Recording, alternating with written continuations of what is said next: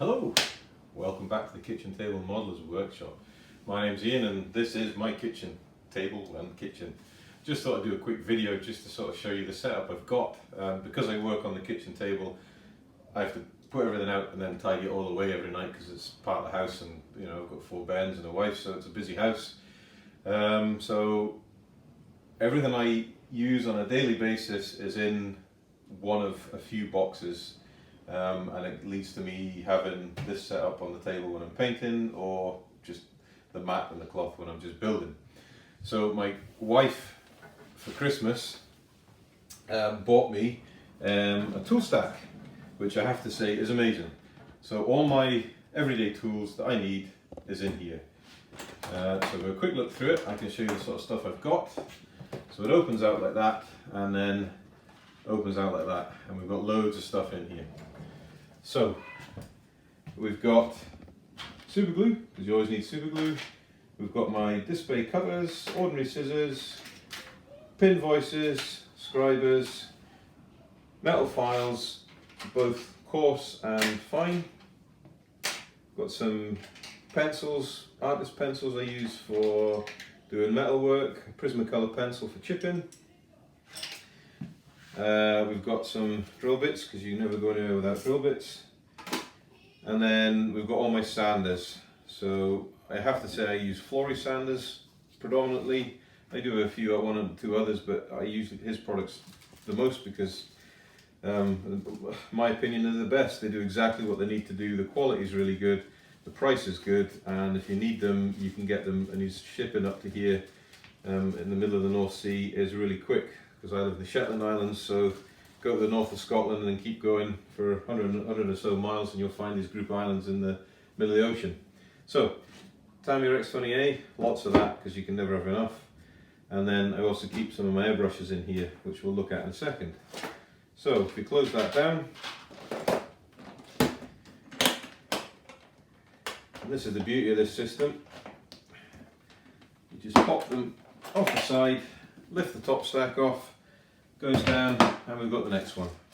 So Tamiya A4 masking sheet for cutting out stencils and whatnot. 3M respirator mask. It's rated for vapor. It'll do about an hour or so before it needs to be thrown out, but it's fine and handy to have just on a disposable basis. Right, Tessa Tape. Tessa Tape is bought from my local hardware store, Build Base. You can get it off Amazon. It's as good as Tamiya tape. That's all I need to say. It sticks, it cuts, it does everything Tamiya tape does, but it's a lot cheaper because you're buying it on a huge roll, and you can get it in different sizes. So that's probably a 20mm, and there's 50mm. So I have loads of this stuff. Cotton buds. Never go anywhere without a thing cotton buds. Right, what else have I got? Some wire for doing scratch building, more drill bits, because you can never have enough drill bits. Right, a JLC razor saw.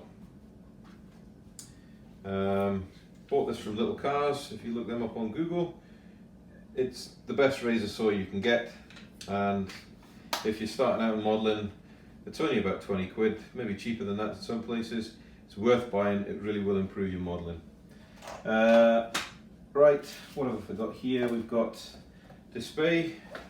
So this is their precision drill. Take the top off. A great product. It does what it says on the tin. It's really good, really accurate. So you've got from 0.3mm to 1.2mm, and then I've got underneath that a set of 1.2 to, I think it's about 2.5mm drills. Again, if you can afford it, try and get it. It's only about 20 quid or so. It's well worth the investment, and it'll be good for your modelling. Right, luxury tools, because these really are luxury tools. I bought the Display stepless adjustable cutter for cutting circles. Fantastic for making circular templates, and I make all my roundels templates for my 1/48 and 32nd scale modelling, because I tend to like to spray on the markings. Again, it's a luxury tool. It's not going to really improve your modelling, it just makes it a little bit easier. What is a handy tool to have is, we've got these Interdental brushes and spare drill bits. That's for cleaning airbrushes. Tamiya flexible tape, kept in a bag to stop dust getting on it. Again, well worth getting if you're going to be doing curvy stuff, and it's also really good to scribe against. We've got Disposable Superglue Station, a brilliant tool to get. You've got some applicators that will fit in an X-Acto blade, gives you really precise placement of superglue, and then you've got the stand for holding the superglue whilst you're gluing your parts. It's a little bit dusty, but that's just this spent superglue fogging in the box.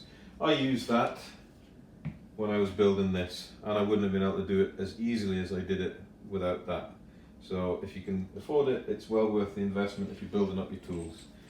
Right, hyper luxury tools, I have to say, but worth the money you pay for them.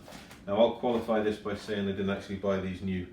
These are the hold and folds by the Small Shop from America.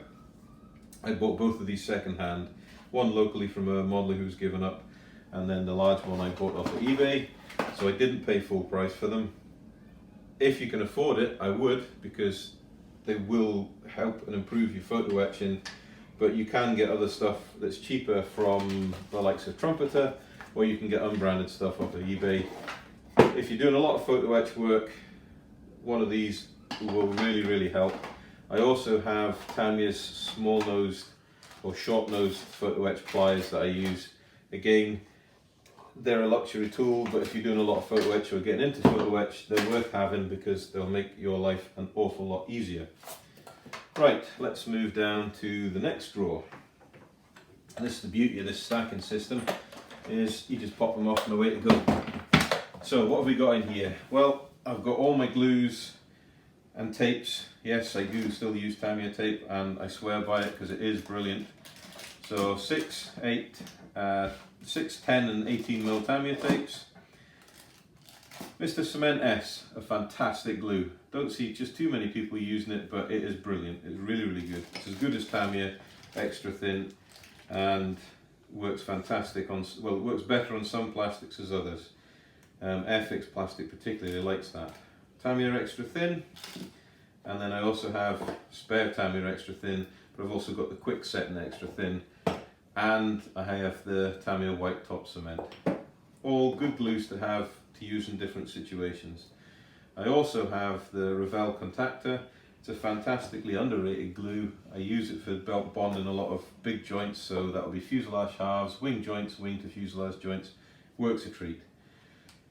Tamiya, for all those that use Tamiya acrylic paints, if you get the Tamiya paint retarder for acrylics, that'll transform your spraying. 2mm of that into 200mm of Tamiya X20A. It'll work as if you're spraying it with self-leathered and thinners, so you get a lovely silky smooth finish. It'll level down, there'll be no orange peel effect, and it'll help avoid tip dry. So moving on to the bottom, and this is all my big stuff. So kicker for superglue, turpentine for oil work, cellulose thinners for those days you need the cellulose paint, pledge floor clear, and a different alternative to it is Astonish wood floor polish. Came across that by accident in the shop, thought I'd give it a go. It's a fantastic alternative to clear. £2.50 for, what is that, 1 litre? It's the cheapest varnish you'll get. And it looks milky, but to date I haven't had any of it yellowing, and it's got a nice citrus smell. Vallejo airbrush cleaner, another 200ml bottle of Tamiya X20A ready mixed with the retarder.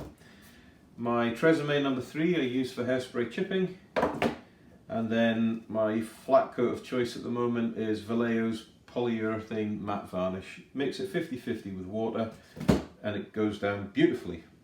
Right, so that's that. What else have I got? This is the beauty of this system. Stacks together, clip on the sides,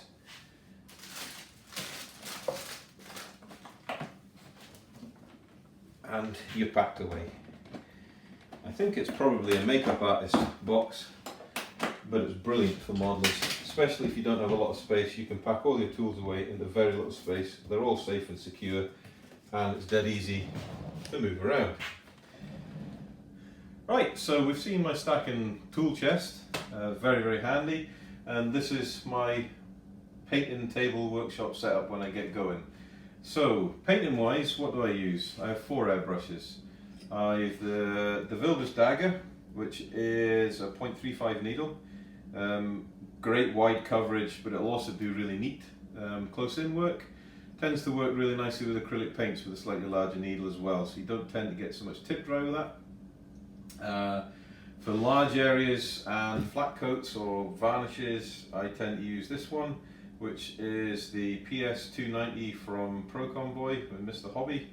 It's a trigger airbrush. It is a double action, but it's a double action trigger. Fantastic quality. You can see what I was painting in my Heinkel video with it. Really, really good, and a reasonably good price as well for what you get. Now, for detail work, I have 2 airbrushes that I swear by.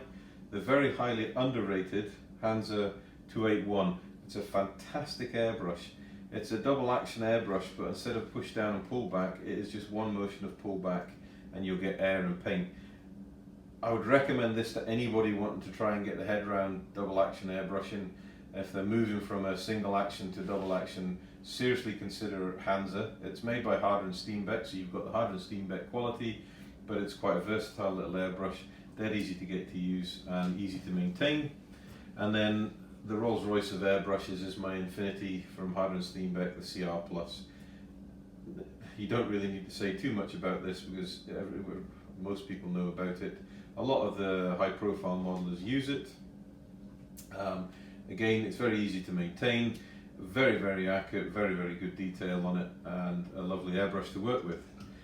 Powering my airbrushes, I have just a cheap and cheerful compressor. So it is just an AS 186, just a Chinese compressor with a 3-litre tank.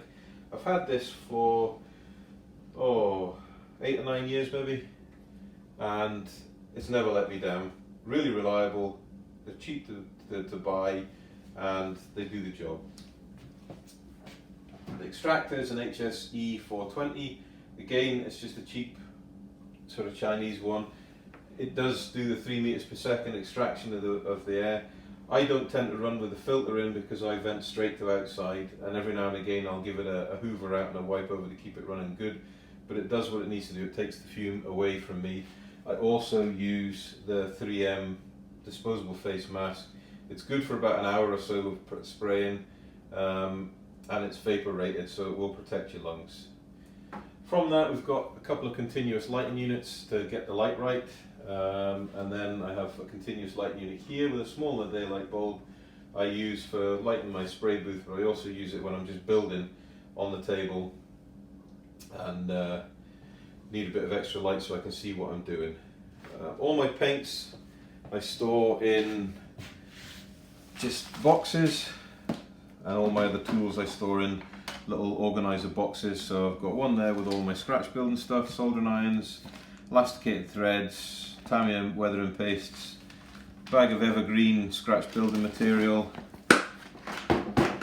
and then more paints. I've got four of these, so 3 boxes of paints and the scratch building stuff.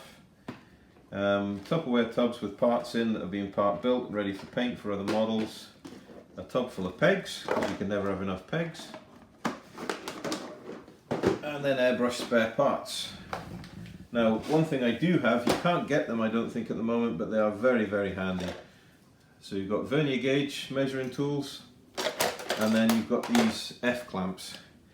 Bought them years ago, some off eBay, some when flooring models were doing a reproduction run, and they're brilliant tools for doing so many different jobs. And then another set of vernier calipers that I keep in the box, so you can never be without these if you're doing scratch building or you need to measure stuff. And then I have a second tub which has got all my good brushes in and some of my weathering brushes, because I keep my brushes, once they lose the shape from painting, they then go into weathering. So I have a whole load of brushes there, and I have a whole load of brushes here. and then my milliputs, and then more paint brushes underneath. We've got some files, and then all my old enamel paints. I don't tend to use much, but they're there if I need them. And then last but not least, electric rotary tool. It's much the same as Proxon. It's got all the grinding discs and burrs, drills, sanding discs.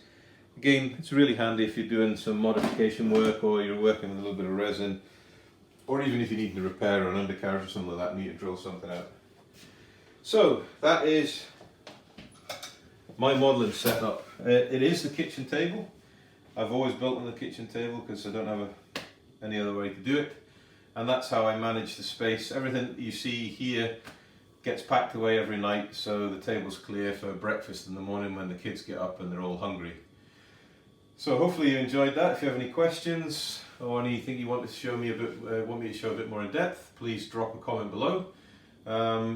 Hopefully you found it useful. So I'll sign off now, and we'll see you shortly with the next part of the Heinkel 111. Take care guys, happy modelling, and if you really like, stick a like down and subscribe if you're interested, and we'll keep the channel going. Thanks, bye.